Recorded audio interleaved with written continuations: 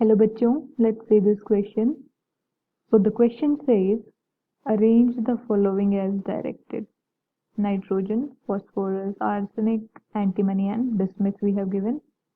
Increasing order of stability of +5 oxidation state. We have to arrange them in the increasing order of stability of +5 oxidation state. अब यहाँ पर जो हम की concept use करेंगे that will be stability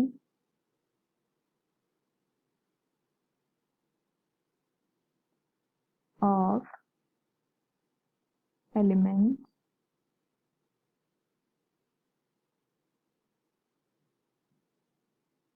with higher oxidation state. ठीक है, तो जो +5 ऑक्सीडेशन स्टेट है वो एक हायर ऑक्सीडेशन स्टेट है 15 ग्रुप एलिमेंट्स के लिए.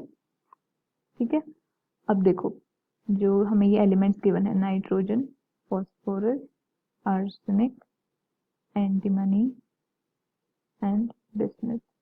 ठीक है, तो ये ऐसे अरेंज्ड होते हैं पीरियोडिक टेबल में in a group. Down the group है ये.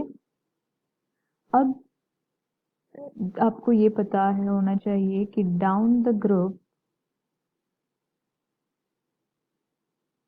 the stability of higher oxidation state decreases. Okay,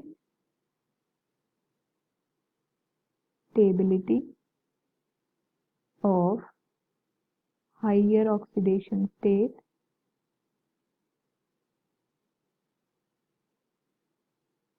decreases. और ऐसा क्यों होता है?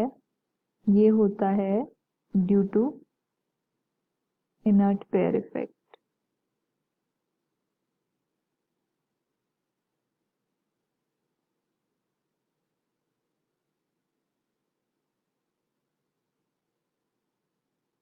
ठीक है, तो इनर्ट पेयर इफेक्ट जनरली क्या बोलता है कि जो डाउन द ग्रुप जैसे जैसे हम जाएंगे तो वैसे वैसे ही जो टेंडेंसी होती है एलिमेंट्स की to exhibit higher oxidation state वो डिक्रीज होती है. ठीक है, so this is due to inert pair effect कि जैसे जैसे हम डाउन द ग्रुप मूव कर रहे हैं तो जो +5 ऑक्सीडेशन स्टेट है उसकी स्टेबिलिटी डिक्रीज होगी.